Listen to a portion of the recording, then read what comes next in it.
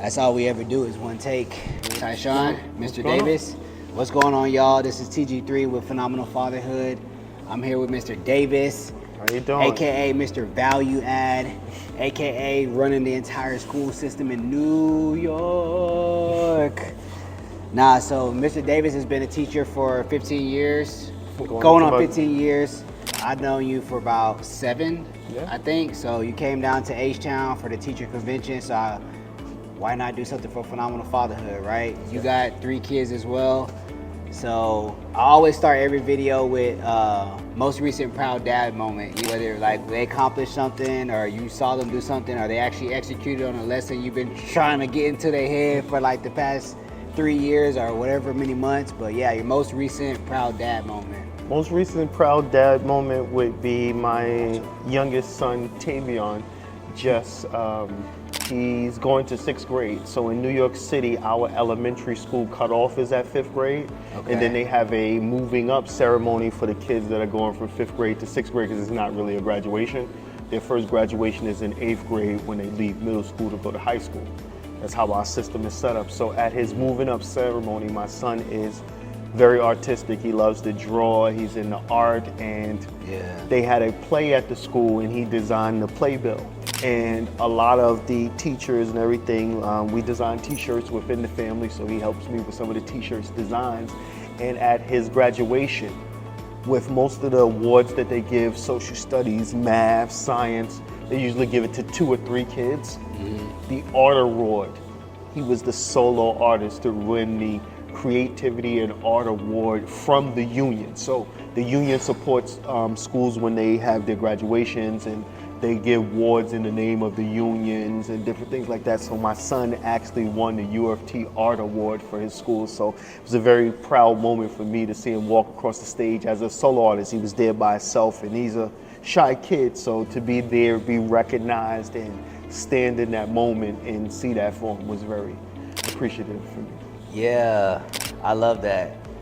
Yeah, mine are super young, so I can only imagine like the amount of like when it comes gratitude and just like like, you know, to be a dad and be there for those moments, and then navigate and coach them through it, right? Because you know, even when you remember, again, if it was in sports or in basketball, that game when you was the man and your hair was all swollen up and everything, letting them go through that period and then being able to coach them and explain to them, yes, in that moment, this may be your moment, right?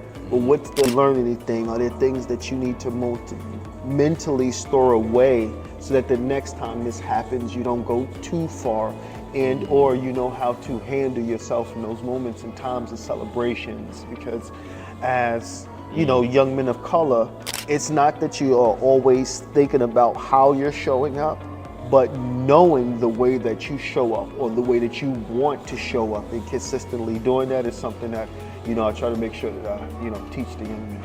Yo, I really love that. How you react in moments of celebration. Yeah. That's big. Right? Because really big. Sometimes even when you're getting the solo victory, right? Or, you hit the game winning shot, right? In that moment, you're the man, but it was still a team game, right? So, if you watch, some sports commentary and different things like that, even when they interview that superstar at the end of the game, or they interview that person that, is giving the highlights, being able to show homage and respect for your teammates, those that helped you or supported you to be able to have your celebratory moment is key. Absolutely. Well, one of the things that, I appreciate that, by the way. One of the things I wanted to get to really is that, we had an episode a long time ago, maybe 3 months ago, 4 months ago, we were talking about different things that we do as dads to try to stay engaged with teachers and just to have a pulse on what's going on at school with the kids and different things like that. So I would love to hear from a teacher's perspective, you know what I mean? Because I've never had a teacher on to be able to say hey, you've done it for 15 years. So you've seen all types of parents, you know what I mean? So what are some of the things that you feel like help or that hurt or hinder, or just on the positive side, what are some things that you would recommend doing? And on the negative side, what are some things that you're definitely don't do that if you're trying to get your kid the best result at school? Okay, so simplifying that so that it's a digestible chunk of information that people can, take and move with. As an educator, the number one thing that I am looking for is a partner, right? And as an educator, when reaching out to a parent, it's all about establishing that partnership, right? So my first call, tell me, your son, whether it's a negative or the positive situation, if I'm not working towards building some sort of partnership with you, just giving you this information, it doesn't help the collective situation that we're trying to build, if that makes sense, right? Yep. So when I pick up the phone, like, Definitely makes sense. let's speak up to it from a negative perspective, right? Two kids get into an argument, disagreement, a fight, right? Part of my job is to diffuse the situation, find out what's going on, as well as resolve it and make sure it doesn't happen again. When I call you, the report that I'm giving to you, yes, I'm letting you know that your kid engaged in this activity. But the first thing is, if this is the first time I talk to you on the phone, the school is calling you to tell you about a situation. You immediately as a parent are going to go into fight or flight in terms of, is my kid safe? Do I need to come up to the school, this, that, and the other? So therefore, if there is no relationship between this teacher, the school, and the parent, all of those situations potentially cannot turn out the best way, if that makes sense. It does. So, parent-teacher conference, when I call, it's how you doing, I'm Mr. Davis. One, make sure you know who I am, what I teach, what my roles are, and how I'm trying to support your kid, right? So I'm the math teacher.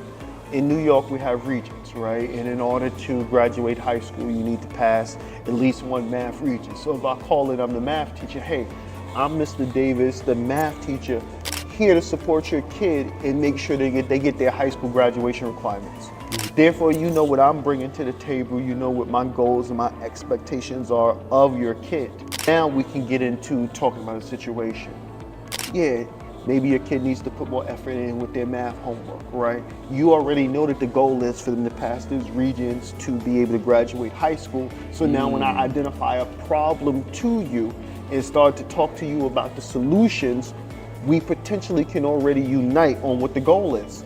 Your kid passing my class to pass the math assessment to be able to graduate on time. So that's one of my advices in terms of, even the parent perspective. Find out what that teacher's end game is, right? Because maybe it's the person that's just calling you to give you a report and that's their only role.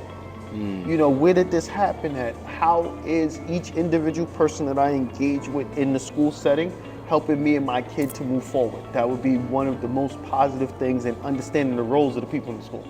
Because sometimes